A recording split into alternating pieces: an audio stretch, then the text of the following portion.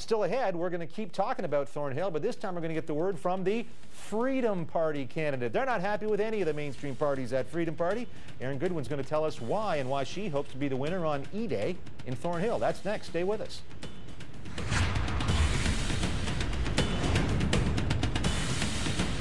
Now, back to Battleground, Ontario, and time to meet another candidate. Erin Goodwin is the Freedom Party candidate for the riding of Thornhill. Joins us now from our Toronto studios. Erin, great to have you on the program. Thanks for coming all the way down from Thornhill. Let me ask you, you interested in politics? You take a look around. You could join the NDP, the Progressive Conservatives, the Liberals, but here you are with this upstart Freedom Gang. How come the Freedom Gang? Well, none of the other parties offer anything of value to me as an individual in Thornhill. All the big parties are speaking the same thing, which is more deficit.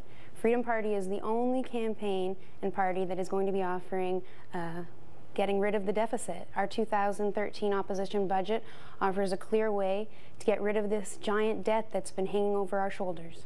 You know, it's obviously, I mean, you take a look around, you would be the first Freedom Party MPP if you were elected. Andrew Brandon is running for the Freedom Party down in Niagara Falls. Maybe you both get in, who knows?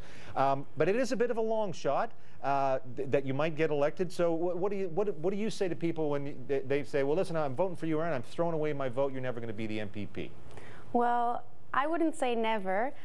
Thanks to great networks like Sun News and giving me the chance to voice my opinion here today, it gets more of the Freedom Party message out there. So I think that there's always a chance, and even though with just one MP from the Freedom Party in Parliament, we would still make a difference and voice the opposition and tell them that what they're doing is wrong, that they cannot continue to spend our tax dollars this way.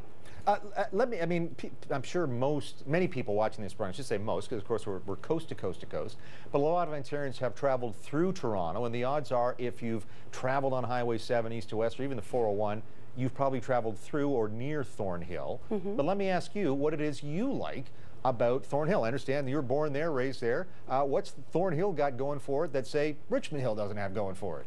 Well, Thornhill is unique in its own. It's neighboring Vaughan and Markham all have great things to offer.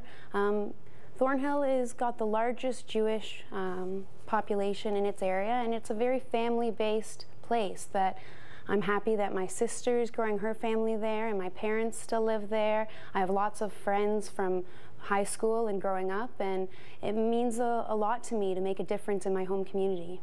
I was going to ask you, so as you start your political career, I guess that's what we call it, you're looking out to friends and family to get them going. What have your folks and your sisters said when you heard, I'm running for the Freedom Party? What do they think about that?